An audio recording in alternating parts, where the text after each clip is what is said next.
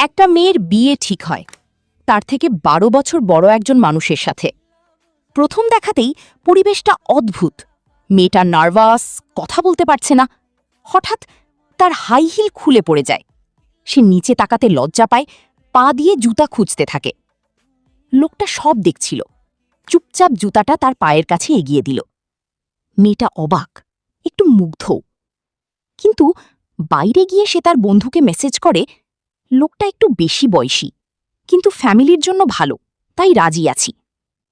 সে জানত না লোকটা গত ৫ বছর ধরে তাকে ভালোবাসে।